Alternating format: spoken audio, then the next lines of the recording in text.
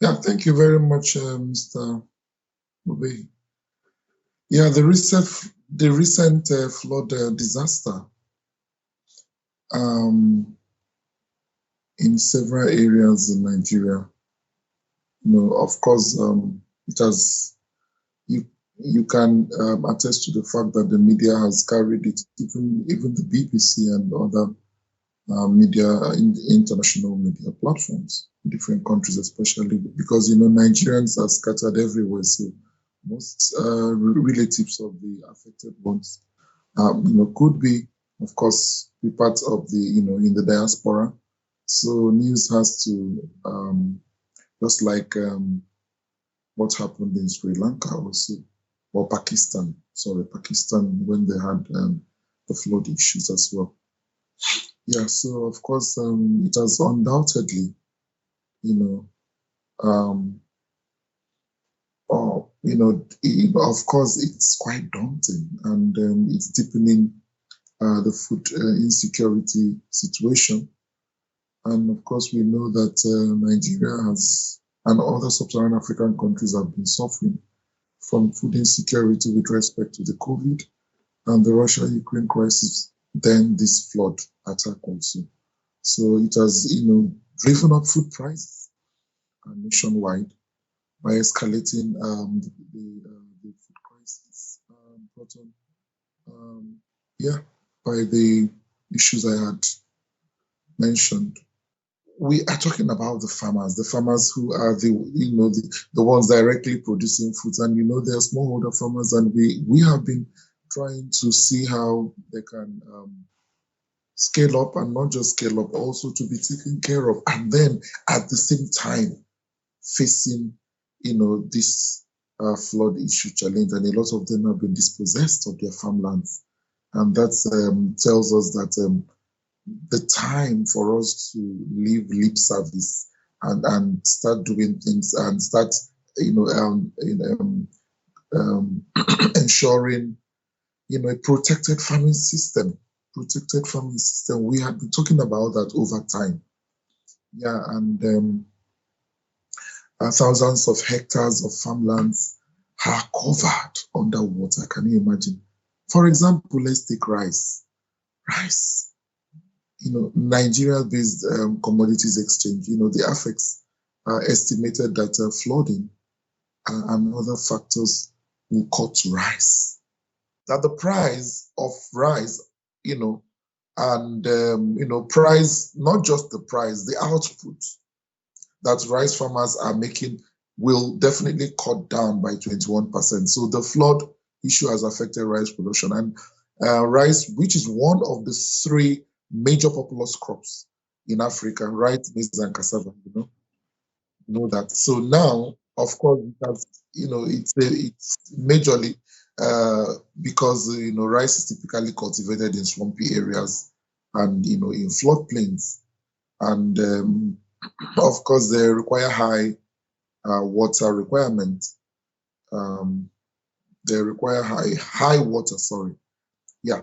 And however, when an unprecedented flood occurs, you know, what does it mean? It means that disaster. Disaster is occurring like we're experiencing um, now, like they have experienced. Yeah. So the rice crop easily gets submerged in water, and what occurs is that it renders those farmlands uncultivable. So also the flood situation is said to have significantly hampered the transportation of produce, commodities across the country.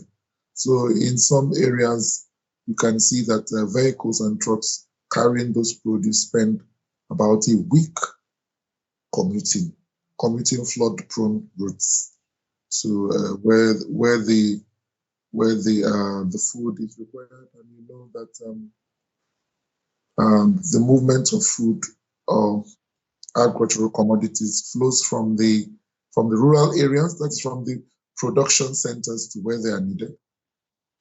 Of course, this has resulted in significant amount of post-harvest food losses. We are trying to just on the 16th of October, we celebrated food, the World Food Day, and we're still having, the post-harvest losses, because the World Food Day is like a day when people are sensitized on and encouraged to, farmers are also encouraged to cut down on food losses and food wastes. Yeah, so, and yeah, especially when the commodities are transported, we know that they're, agricultural commodities are highly perishable.